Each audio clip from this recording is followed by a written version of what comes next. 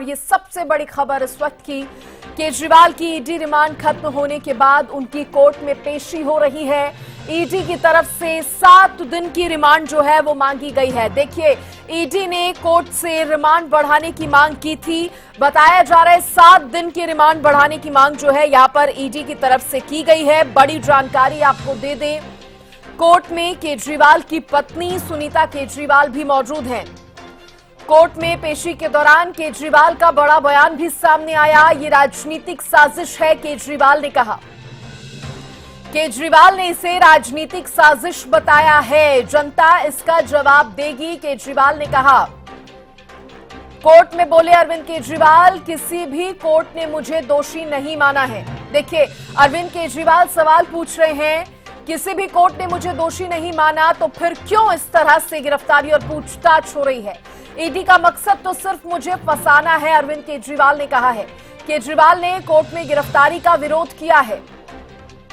गिरफ्तारी का विरोध करते नजर आए हैं अरविंद केजरीवाल। ये आम आदमी पार्टी को तोड़ना चाहते हैं, अरविंद केजरीवाल ने कहा। ईडी ने कहा केजरीवाल ने मोबाइल का पासवर्ड नहीं दिया। देखिए, इस बीच ईडी ने भी एक बड़ी बात यहां पर यह कह दी कि अरविंद केजरीवाल से जब उनके मोबाइल का पासवर्ड मांगा गया तो उन्होंने मोबाइल का पासवर्ड नहीं दिया है। सीएम सर, एलजी सेइंग कि सरकार जो है वो जेल से नहीं चलेगी। What would you like to say on this? LG कह रहे सरकार जेल से नहीं चलेगी। ये पॉलिटिकल षड्यंत्र है, जनता इसका जवाब देगी। सीएम सर, एलजी सेइंग कि सरकार जो है वो जेल से नहीं चलेगी। What would you like to say on this? LG कह रहे सरकार जेल से नहीं चलेगी। ये पॉलिटिकल षड्यंत्र है, जनता इसका जवाब देगी। देखिए, जब एक पत्रकार की तरफ से यह सवाल किया गया दिल्ली के मुख्यमंत्री अरविंद केजरीवाल से कि एलजी बोल रहे हैं सरकार जेल से नहीं चलेगी, तो इसके जवाब में अरविंद केजरीवाल ने कहा कि ये एक पॉलिटिकल साजिश है, राजनीतिक साजिश के तहत मुझे फंसाने का काम जो है किया जा रहा है। देखिए, ज्यादा बातचीत करने के लिए हरियाणा न्यूज के पॉलिटिकल एडिटर अमित तिवारी मेरे साथ जुड़ गए हैं। अमित, अभी अपडेट की अगर हम बात करें तो जिस तरह से खबर सामने आ रही है कि कोर्ट के अंदर अरविंद केजरीवाल ने भी अपनी बात रखी है, इधर ईडी ने भी रिमांड बढ़ाने की मांग तो ईडी लगातार कर ही रही थी। 7 दिन और रिमांड चाहती है ईडी। इधर अरविंद केजरीवाल ये कहते नजर आए हैं जो कुछ भी हो रहा है पॉलिटिकली साजिश की जा रही है, राजनीतिक साजिश हो रही है मेरे साथ। और क्या जानकारी अमित फिलहाल अभी तक पूरे मामले पर? देखिए सृष्टि, महत्वपूर्ण बयान तो यही है कि जो राजनीतिक साजिश की बात केजरीवाल ने कही है, लेकिन देखिए वो आज कोर्ट में पेश हुए, लेकिन उन्होंने लिखित में अपना कोई भी बयान जो है वो दाखिल नहीं किया कोर्ट में। हालांकि उन्होंने वर्बली भी बोलते रहे तो कोर्ट की ओर से भी यही कहा गया कि आप लिखित में बयान दीजिए। उसके बाद उन्होंने तमाम बातों का जिक्र किया होगा और वो बयान के लिए उन्होंने समय भी मांगा। लेकिन इस मामले में देखिए, आज जो ईडी की तरफ से 7 दिन की और रिमांड मांगी गई थी और कहा गया था कि अभी जो गोवा के जो नेता हैं उनसे उनका आमने सामने बिठाकर बातचीत की जानी है। और दूसरी ओर केजरीवाल का यही कहना है कि केवल एक व्यक्ति के कोई बयान आने से आप सीएम को गिरफ्तार नहीं कर सकते। तो राजनीतिक पूर्वाग्रह की बात तो देखिए, आम आदमी पार्टी के तमाम नेता, चाहे वो केजरीवाल हो, उनकी पत्नी सुनीता केजरीवाल हो, शिक्षा मंत्री आतिशी हो या सौरभ भारद्वाज हो या दूसरे नेता हो, उनकी तरफ से लगाई जाती रही है। लेकिन देखिए, जब कोर्ट के सामने साक्ष्यों की जो भाषा है वो चलती है और कोई भी भाषा बयान वहां नहीं चलते, तो ऐसे में जो दस्तावेज ईडी की तरफ से रखे गए हैं उनको देखिए पहले 28 मार्च तक के लिए ईडी की हिरासत में भेजा गया था पूछताछ के लिए। अब ईडी 7 दिन की और हिरासत मांग रही है कि अभी और काफी सवालों के जवाब है। जैसे आपने अभी जिक्र किया कि मोबाइल का पासवर्ड मांगा गया था, वो नहीं दिया गया। तो ऐसे में कई ऐसे इलेक्ट्रॉनिक डिवाइसेस के लिए पूछताछ कर रही है और भी कुछ ऐसी बातें हैं जो पूछताछ में अभी बाकी हैं। तो ईडी चाहती है कि 7 दिन की रिमांड और मिले।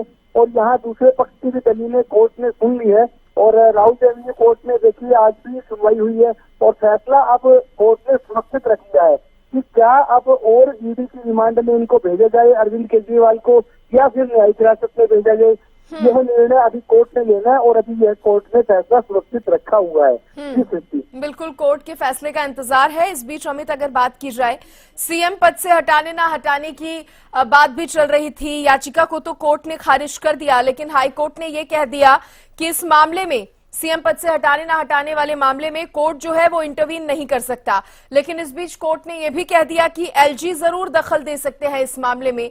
और इस बीच खबर यह भी आई कि एलजी की तरफ से तो कहा गया था कि सरकार जेल से नहीं चल सकती। तो दो बातें यहां पर सामने आ रही हैं। अगर अरविंद केजरीवाल अभी उनको राहत नहीं मिलती है तो क्या जेल से सरकार वो चला पाएंगे? क्योंकि गेंद एलजी के पाले में है। एलजी ये साफ कर चुके हैं कि जेल से तो कोई सरकार नहीं चलती, ना ही सरकार को जेल से हम चलाने देंगे। दो बातें अभी सामने आ रही हैं। अमित, देखिए सृष्टि, दोनों ही बातें जो है वो देखिए महत्वपूर्ण है, क्योंकि लेफ्टिनेंट गवर्नर दिल्ली के हैं। वो अपनी रिपोर्ट क्या लिखकर भेजते हैं। अगर उन्हें लगता है कि इस जो दिल्ली में अगर संवैधानिक संकट खड़ा हो रहा है सरकार को चलाने के मामले में, जैसा कि अरविंद केजरीवाल हठधर्मिता दिखाते हैं, वे पद नहीं छोड़ते सीएम का, क्योंकि देखिए संवैधानिक तौर पर कोई कानूनी मजबूरी तो है नहीं कि कोई जेल में रह रहा है सीएम और जेल में जाने के बाद उसको जो है वो पद छोड़ना पड़ेगा। तो ऐसे में कोई मजबूरी नहीं है। इसी का ही लाभ जो है आम आदमी पार्टी और अरविंद केजरीवाल ने उठाया है और वे देखिए ईडी की हिरासत में है, लेकिन मुख्यमंत्री हैं, उन्होंने अपना इस्तीफा नहीं दिया और अभी लगातार वे कह रहे हैं कि इस्तीफा नहीं देंगे। तो जब इस तरह के संकट खड़े हो जाते हैं, उस संकट के दौरान एलजी की रिपोर्ट जो है वो काफी मायने रखती है। एलजी क्या लिखकर भेजते हैं राष्ट्रपति को, क्योंकि उनको लगता है कि यहाँ इस राज्य में संवैधानिक संकट है, वो चाहे लेफ्टिनेंट गवर्नर हो या कोई और राज्य का गवर्नर, तो वो दोनों ही रिपोर्टें जो राष्ट्रपति को भेजी जाएंगी और वो ये कहेंगे कि यहाँ जो है मुख्यमंत्री पद छोड़ नहीं रहे हैं, वो जेल में है, सरकार चलाने में संवैधानिक संकट खड़ा हो रहा है। ऐसी सूरत में राष्ट्रपति शासन की सिफारिश जो है वो हो जाती है, राष्ट्रपति शासन लग जाता है। तो अब देखने वाली बात है कि अगली रिपोर्ट एलजी की क्या आती है, क्योंकि देखिए आज की जो कोर्ट का ऑर्डर जो आएगा वो ईडी की हिरासत में भेजने का आएगा या फिर न्यायिक हिरासत में भेजने का आएगा, वो देखने वाली बात है। इधर अरविंद केजरीवाल कह रहे हैं कि मेरा नाम तो है वो केवल 4 बयान में ही सामने आया है और किसी कोर्ट ने भी मुझे अभी तक दोषी नहीं पाया है। अमित, वो सीधे सीधे ये सवाल कह रहे हैं कि किसी भी कोर्ट ने मुझे दोषी नहीं पाया, तो मैं पूछना चाहता हूं कि मेरी गिरफ्तारी क्यों हुई है। अरविंद केजरीवाल इस बुनियाद पर कहीं ना कहीं अपनी बात रख रहे हैं। देखिए दोनों ही पक्षों ने अपनी अपनी बात रखी है। एएसजी जो एसवी राजू हैं उनकी तरफ से भी, जो ईडी के जो एएसजी हैं उनकी तरफ से भी अपनी बात रखी गई है। उनका यही कहना है कि केजरीवाल का बयान दर्ज किया गया है, वो सवालों के सीधे सीधे जवाब नहीं दे रहे। और दूसरी ओर डिजिटल डेटा की बात उन्होंने कही है कि वो एग्जामिन किया जा रहा है और कुछ लोगों को गोवा से बुलवाया गया है और आमने सामने बैठकर पूछताछ की जाएगी, इस तरह की बातें की गई है। और केजरीवाल ने अपने बचाव में ये तमाम तथ्य रखे हैं। अगर उनको किसी कोर्ट ने अगर दोषी करार दिया होता तो वे फिर मुख्यमंत्री पद पर बैठने के योग्य ही नहीं होते, क्योंकि 2 साल से ज्यादा की अगर किसी को सजा का ऐलान हो जाता है तो ऐसे में उसकी जो निर्वाचन पर भी संकट खड़ा हो जाता है। तो वो भी बात उनकी तर्कसंगत है। लेकिन देखिए जब जांच चल रही है और जांच के दौरान उन्हें हिरासत में भेज दिया गया है, तो ऐसे में उनकी तरफ से कहा गया है कि 4 बयानों में से 1 बयान उठा लिया गया है, तो जांच में वे शामिल नहीं हुए। 9 जो ईडी की तरफ से नोटिस दिए गए उनको उन्होंने गैर कानूनी करार देते हुए वो उसमें तफ्तीश में शामिल नहीं हुए। और चौथा जो 10वां जो नोटिस ईडी का आया और उसके साथ साथ सर्च वारंट आया, तब उनकी गिरफ्तारी हुई। तो देखिए अभी तक दोनों तरफ से ही जो तर्क अपने अपने दलीलें रखी गई हैं। अब आज जो न्यायालय ने तमाम दलीलें अपने पास रख ली है, सुनवाई कर ली है, अब फैसला सुरक्षित रखी है, क्या निर्णय आता है। अच्छा अमित, हमने ये भी देखा था जिस तरह से दिल्ली के मुख्यमंत्री अरविंद केजरीवाल की पत्नी सुनीता केजरीवाल की तरफ से एक वीडियो मैसेज दिया गया था जिसमें उन्होंने ये कहा था कि शराब घोटाले का पैसा जो है उसको लेकर जानकारी जो है अरविंद केजरीवाल देंगे। और उन्होंने 28 मार्च आज की ही तारीख बोली थी, क्योंकि उन्होंने कहा था कि पैसा कहां गया। ईडी ने तो कितनी छापेमारी की लेकिन पैसा नहीं मिला, तो आखिर पैसा गया कहां। अब आज कोर्ट में अरविंद केजरीवाल उम्मीद की जा रही थी कि कोई जानकारी देंगे उससे जुड़ी, लेकिन वो खुद ही सवाल पूछ रहे हैं। वो कह रहे हैं कि मैं पूछना चाहता हूं घोटाले का पैसा आखिर गया कहां। जी निश्चित रूप से यहाँ कहीं न कहीं देखिए इस मामले में अगर आप दोनों ही बयानों को अगर देखती हैं तो सृष्टि देखिए, दोनों बयानों में मतभेद है। वो अलग बयान कर रही है, वो अलग बयान कर रहे हैं केजरीवाल। और जैसा कि उन्होंने कोर्ट में कहा, तो कोर्ट में भी यही कहा गया कि आप अपने जो रिटर्न इसमें बयान दर्ज करवाइए और साथ में जो डॉक्यूमेंट अगर कुछ है तो वो भी आप पेश करिए अगर कर सकते हैं तो इतने दिन से जब ईडी की हिरासत में थे तो एक सवाल तो यहाँ सृष्टि बनता ही है कि जब आप कोर्ट से आप ये कहते हैं कि ईडी की हिरासत से आपने जल संकट को लेकर आपने एक पत्र जारी कर दिया और दिल्ली की जनता की चिंता की, तो उस दौरान आपने बयान क्यों नहीं तैयार करके अपनी तरफ से वकील की तरफ से आपने अपने कोर्ट में जमा करवाई। अब कोर्ट कह रहा है आप यहाँ बोल रहे हैं तो बोलने की बजाय अपने लिखित में बयान दीजिए। तो ना तो केजरीवाल की जो पत्नी ने कही थी बात वो यहाँ पूरी होती दिखाई दे रही है और ना ही केजरीवाल ने अब तक बयान जो है वो लिखित में दिए कि नहीं, ये देखने वाली बात है। और इस तो मामले अमित, में ये सारी बातें क्या मुश्किलें और बढ़ा सकती हैं दिल्ली के मुख्यमंत्री की?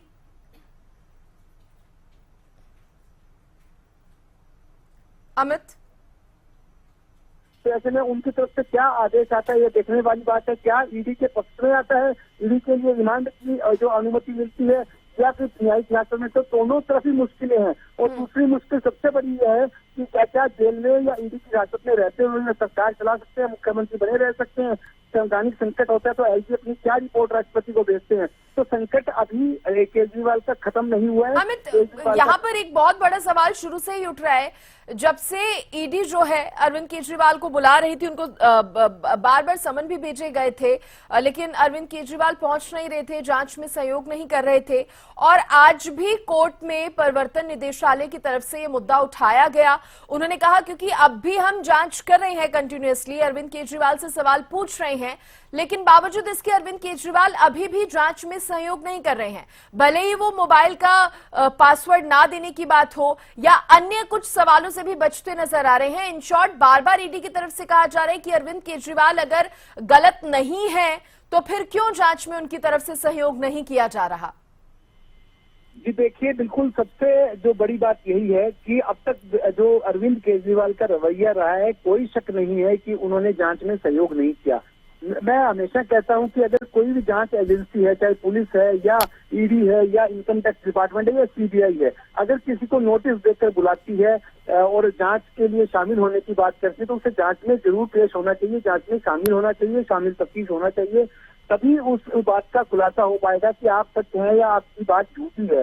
वो अगर आप जब नो नोटिस देने के बाद, देखिए यह 4 नवंबर से प्रक्रिया शुरू हुई थी ईडी की ओर से नोटिस देने की, और एक के बाद एक जो नोटिस है वो नो नोटिस दिए गए, लेकिन वो उससे बचते दिखाई दिए, उन सवालों से बचते दिखाई दिए। अभी जो ईडी के जो वीवी राजू हैं, उनकी तरफ से भी कहा गया है कि अभी तक देखिए कोई भी जो जवाब का सही जवाब नहीं मिला है, जो भी सवाल थे उनके जवाब अभी बाकी हैं। तो ऐसे में अरविंद केजरीवाल निश्चित रूप से बचते दिखाई दे रहे हैं।